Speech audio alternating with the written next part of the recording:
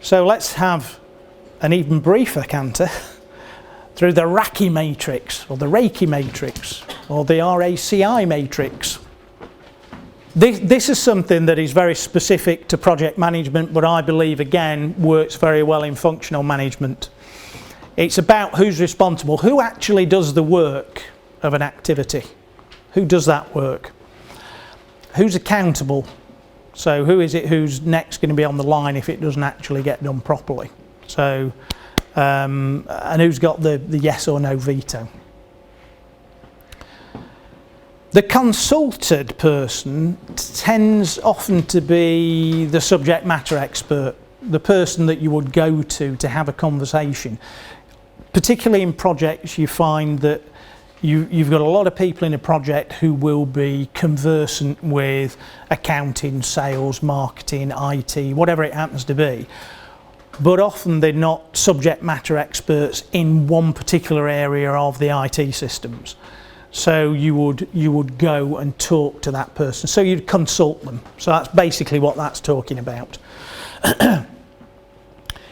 Informed, you may inform certain people about what actions are being taken and where you are in the project. So that might be the project sponsor.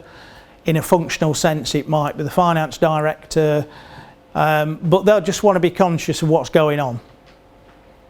You know, you may inform the finance director, actually we're running behind on the supplier closed down at the moment because of X, Y and Z. He just needs to be informed so he's conscious of it in case that impacts then on the month end at the end of the day. And he might then have to step in and make a decision. But you're bringing that forward all the time. Exactly the same in projects in terms of informing people. So you've got a variety of tasks and roles in here. It's a small project because it's only got 5 tasks. The last project I worked in, we had 70 people in the project team and just hundreds and hundreds and hundreds of tasks, many of which had dependencies with each other, so they get quite complex. Doing this at the very start of it, in terms of we've got all these hundreds of tasks,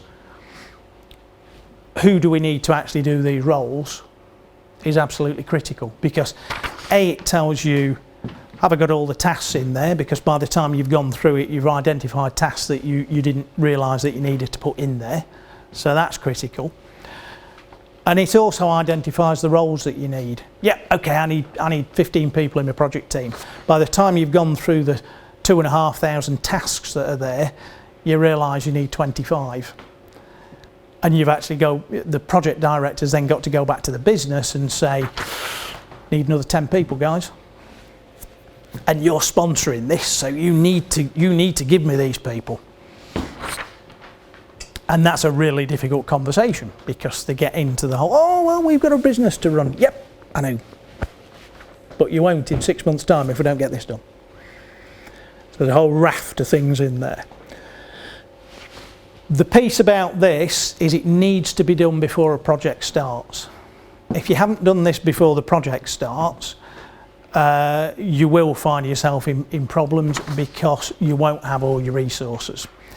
And you'll have started and you'll have given some commitment that you're going to do it with this number of people. Been there, done that, and it hurts a lot when you're going back and having to beg more people. If you take task 1, that's got 2 people being consulted in there. It's got somebody accountable, but nobody actually doing the job.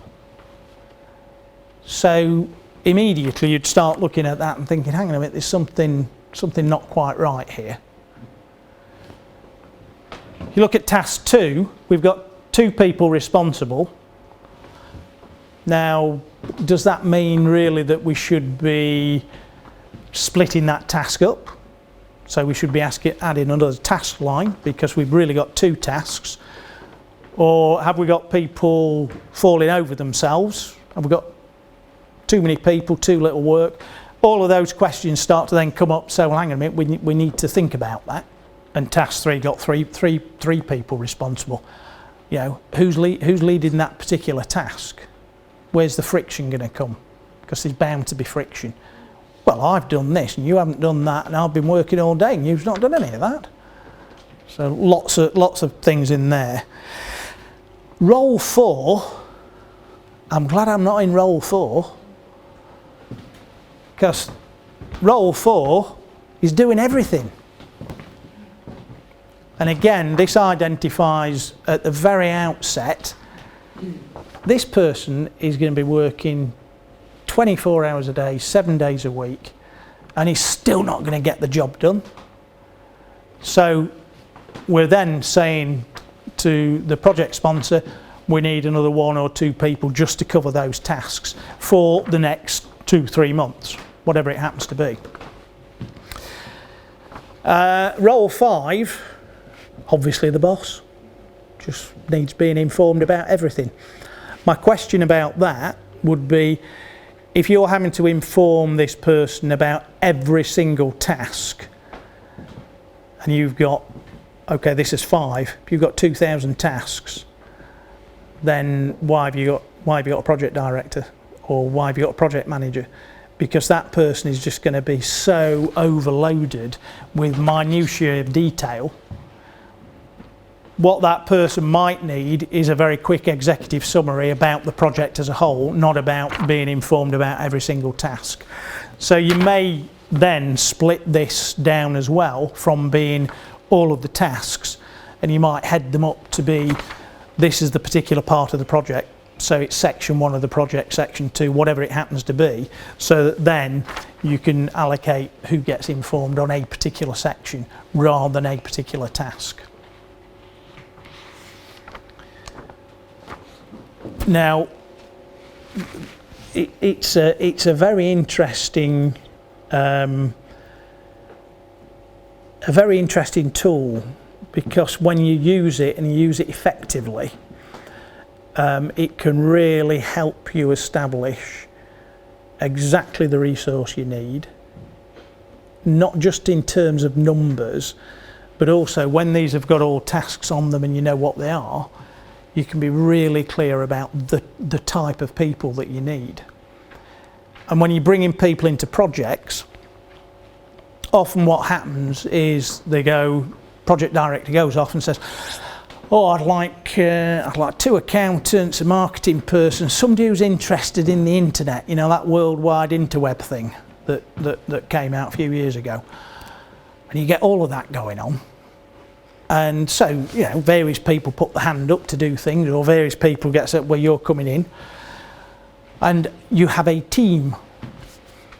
Then what happens is you suddenly find, when you talk to your team and you have the communication with your team, that you've got people who've come in who've been brought out the accounts, but actually really what they're interested in, they've come into this project because they've heard it's a marketing project, and they're really keen to understand about the marketing, so they want to do some of the marketing bit. You've brought them in because you know they're very good with spreadsheets and you just want them to do the spreadsheet work. So you've immediately got a problem. So there's a real critical piece when you've done this, before you allocate names to it, of actually going in the same way as you would interviewing for a job, is interviewing those people for the role. Is this what you really want to do? Because this is what the role entails.